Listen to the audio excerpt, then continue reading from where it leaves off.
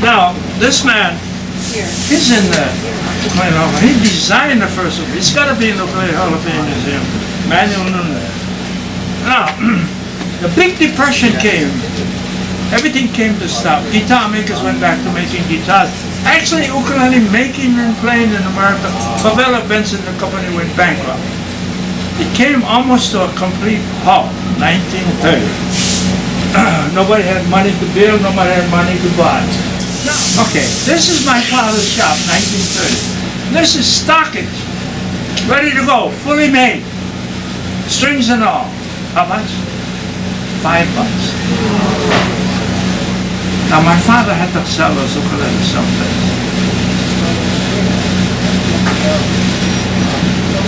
They couldn't sell them in the United States. Sell very few in Hawaii. He had to go, remember? He learned to do business internationally when he was in Europe. So he went someplace. Anybody here from Japan? Nobody from Japan. Normally I have somebody from Japan. I always have people from Japan come in.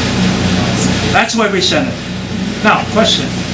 We sold it to you for $5 over the counter. How much did we sell it to Japan? Wholesale.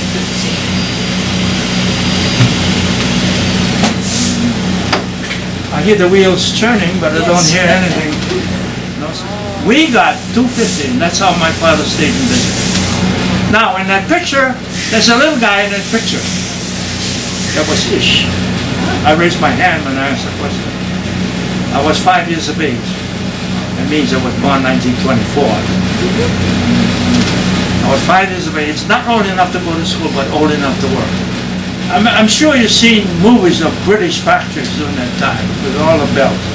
Japan had the same thing, only the shaft was on the ground and the belts all went up. That's when my father's shop was up.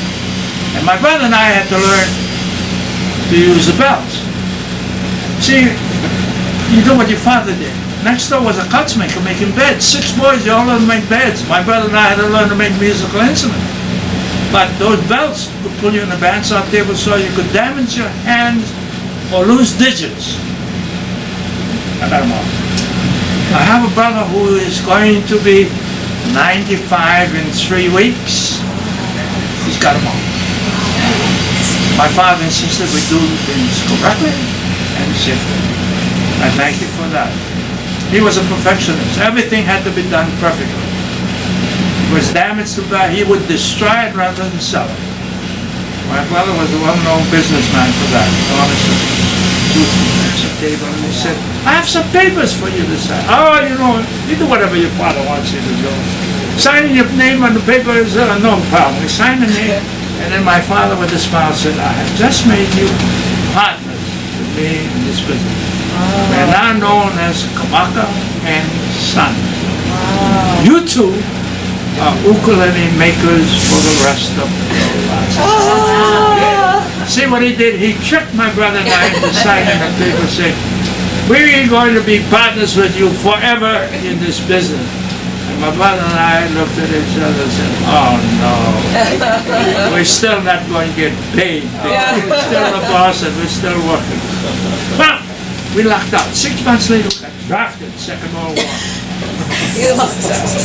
And the government gave us a way out. We stayed in service long enough, we could go to college, paid for by the government, called a GI Bill, and get away from my father, get different careers. In other words, we were offered a way out from being trapped in the ukulele business. So, we did exactly that. We went to college on the GI Bill, and we got careers, and stayed away from my father for 8 years.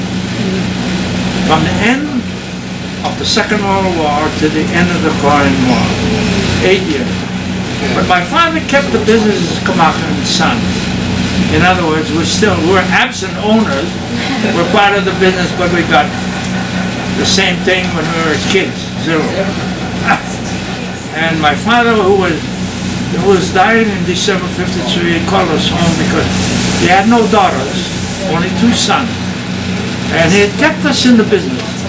So he called us home, and on his deathbed he said, I don't know if you two thought of taking over the business, but if you do, remember, you're using the family name. Don't you dare ruin her name by making junk. Junk was what they would destroy rather than sell.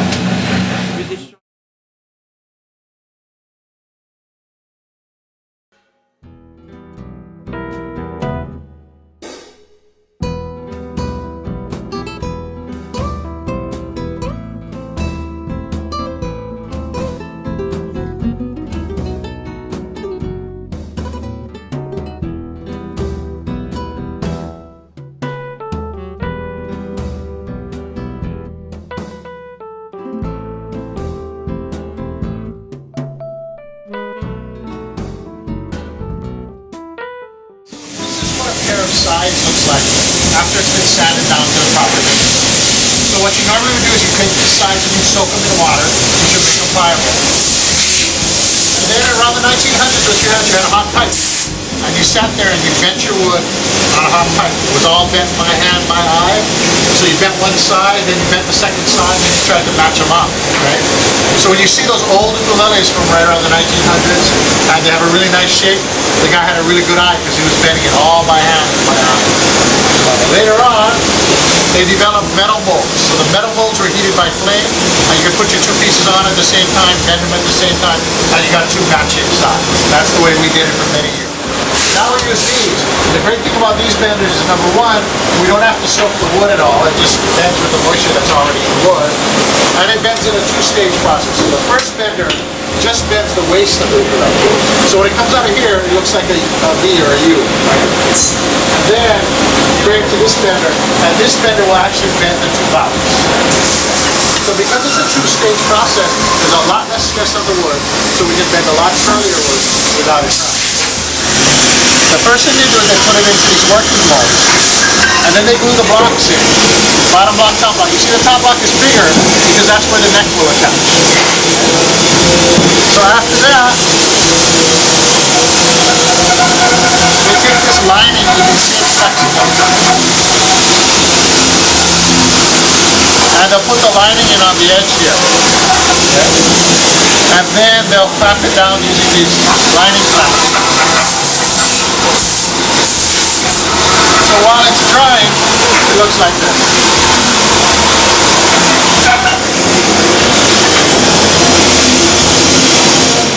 Here he puts on the tops and the valves. He's put a top on here. You can see this brace inside. This brace is called a brace attachment. And the reason that's there is the brace attaches here and it pulls. And so if you didn't have any bracing inside, the top would work. So when you get into your larger instruments, you get more into the fan bracing like you see inside a guitar. So he's going to put the top on the back on, he's going to clap it down. When it's all done, it looks like this. And you can see the slot that's made at the top here. Remember that big piece of wood that was in the top? That's where the neck will attach. Now prior to that, all these necks were made by hand on a grinder, by eye. So every single neck was a layer of different. Now they're all exactly the same. They just put them together.